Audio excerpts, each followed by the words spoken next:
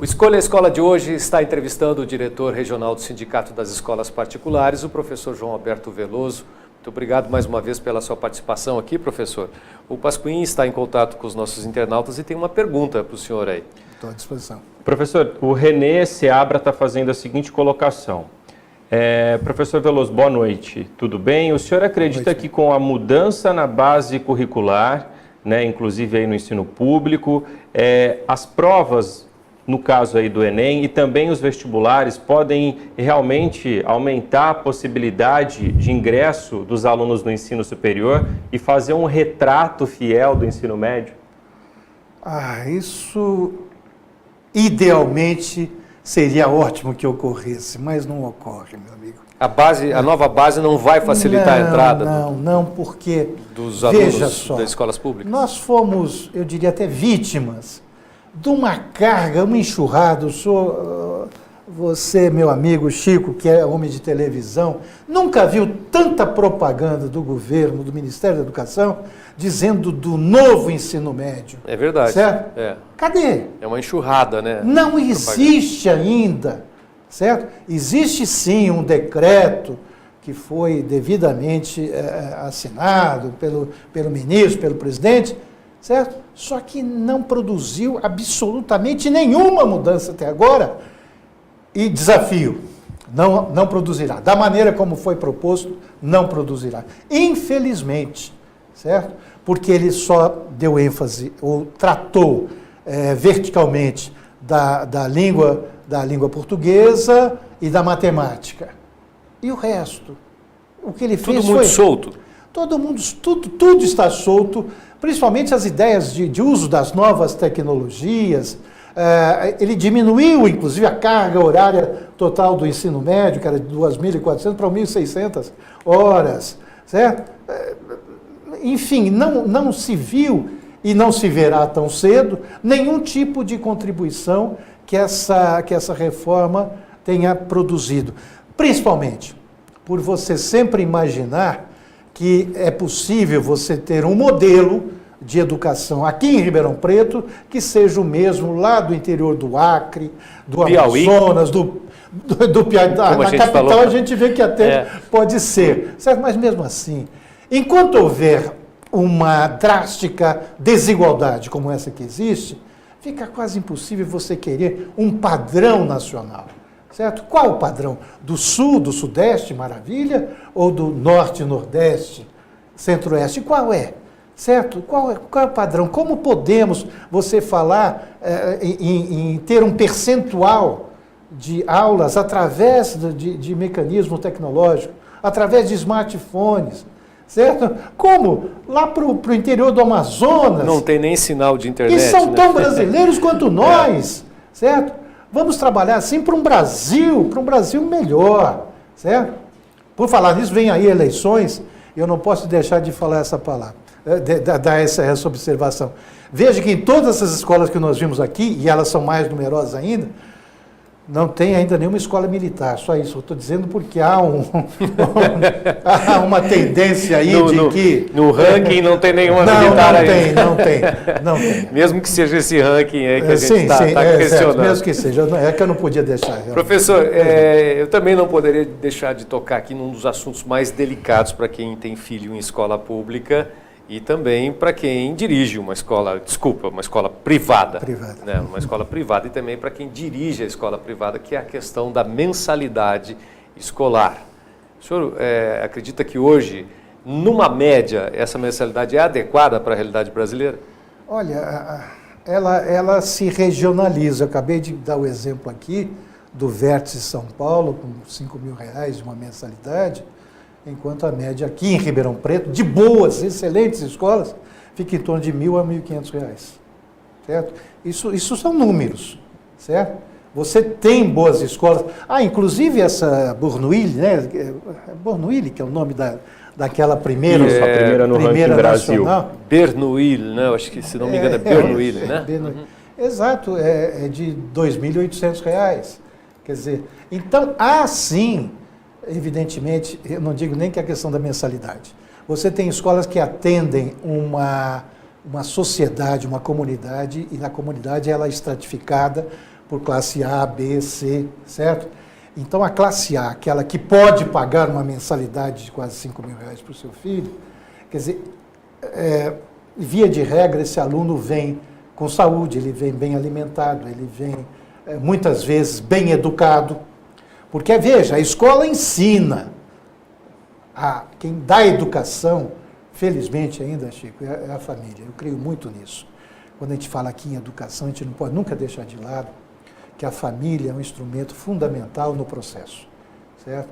Não adianta querer imaginar que tem escola onde os pais terceirizam a educação e tem bons resultados disso. Isso não acontece, não vai acontecer.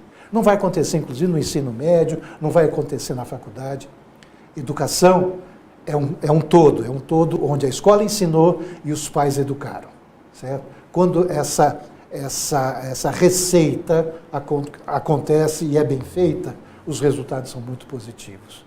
E aí é só uma questão de equipamento da escola, o que a escola oferece, e realmente isso, a cada oferta melhor da escola é custo maior, certo? Agora, o duro é quando você vê, aqui mesmo no estado de São Paulo, qual é o investimento em números, em valores, quanto custa um aluno para o Estado e quanto cobram as privadas. Você vai se surpreender. O senhor tem esse número aí da escola pública? Há toda uma dificuldade de acesso. A tal transparência que todos os governantes dizem é incrível. Quanto o senhor projeta que custa um aluno? O senhor tem uma projeção, mais ou menos? Não me atreveria a isso, não, mas é incrível, certo? Mais de R$1.000? Sem dúvida. Para o ensino médio, sem dúvida. De uma escola pública? De uma escola pública, que é comparável às mensalidades aqui de Ribeirão Preto, por exemplo. Certo. Professor, o senhor tocou na questão da família aí, a gente sabe que várias famílias brasileiras passaram pelo drama do desemprego, da crise econômica. Isso se refletiu na inadimplência das escolas particulares? Sem dúvida. O senhor sentiu isso? Sente, Chico. Nós somos um reflexo daquilo que acontece na sociedade. Certo? Nós prestamos serviço, somos prestadores de serviço para a mesma comunidade. Só que existe algo diferente hoje, nós estamos unidos, as escolas aprenderam a se unir aos pais. Houve um tempo lá atrás, ainda no governo Collor, de questão das escolas eram as algozes, as mensalidades, os donos de escolas. Verdade, verdade. Saiu do noticiário, né? Como a gente pode dizer, esse conflito. Exatamente. Né? Agora, nós somos, como sempre deveríamos ter sido, parceiros da família, parceiros dos pais. Então é muito comum os pais dividirem conosco as suas aflições. Eu digo isso em termos de universidade, digo de educação básica, certo? As escolas todas que você me apresentou aqui, onde eu circulo, onde eu trabalho, todas elas entendem que aquele que procura as nossas escolas, certo? São porque eles querem ser parceiros nossos. E parceiro tem que ajudar parceiro, enfim, tem que haver essa comunhão acima de tudo. Professor, a gente falou de mensalidade, que eu citei aqui como um assunto delicado. Eu imagino que um outro assunto delicado são as bolsas, né, que as escolas dão para os alunos, né? Como lidar com isso? Se você oferece uma bolsa para um aluno carente, sabendo que ele pode pagar, vai estar pagando bem menos do que um que paga a mensalidade cheia. Então, não somos nós. Quem trata e reconhece, muitas vezes, na maioria das vezes, aplaude, são os próprios pais, porque a gente procura estabelecer valores e o pai procura escolas com valores que cabem no seu orçamento, certo? Então já há isso também, não há aquele rancor, certo? Eu acho que o senhor usou a palavra certa. De repente o pai que paga a tabela cheia não vai ficar... Exato, e o outro... com rancor. Aqui, pai, por causa disso, porque o senhor tem alguma dificuldade? Não, o pai sabe disso. Agora, o que está também a gente constata é que todo pai gosta de sentar e ser bonificado com alguma coisa. Hoje em dia é comum isso. E muitas vezes a escola sofre com isso, a escola particular, porque você não vai pedir desconto na padaria quando você passa todo dia. Mas na escola já se tornou uma cultura, certo? Escola, o pai fica satisfeito quando, sabe, é um mimo talvez. Então a escola está se tornando muito, que nem hotel que você vai, preço de balcão é X, certo? E o valor que você pagou é bem menos. Mas convivemos muito bem assim. Que bom. Professor, a gente está encerrando a nossa entrevista, não poderia deixar de falar sobre a estrutura, rapidamente, do sindicato das escolas particulares. Como funciona, qual a região de abrangência que o senhor trabalha? No caso, a minha regional aqui são 420 municípios, certo? E nós promovemos cursos de especialização, cursos de aprimoramento. Como é que é dividida essa região? É muitos sim, municípios? Nós somos mais 9 norte, em todo o nordeste estado. Somos 9 em todo o estado regiões, de São Paulo. 9 regiões. 9 regiões, certo? E, enfim, tempo houve que o sindicato era aquele que exatamente discutia mensalidade escolar, certo?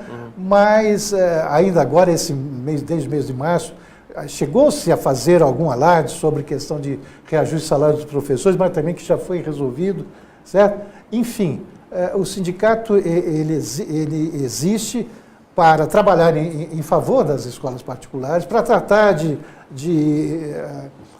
reajustes salariais, de reajuste até de mensalidade, orientando apenas, certo? Porque não há nenhuma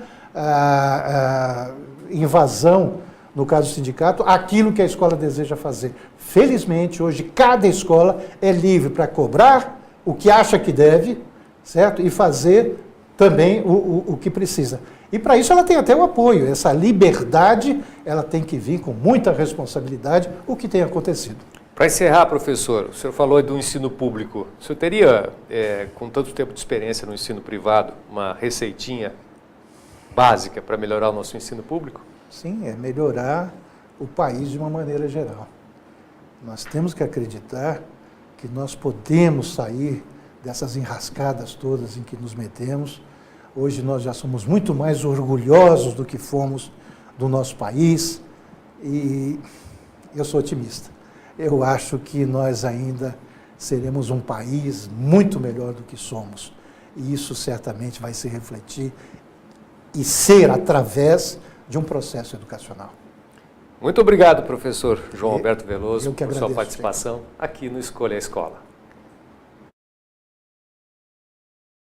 Para não perder nosso conteúdo e lives com os entrevistados, siga nossa página no Facebook e também no nosso canal no YouTube.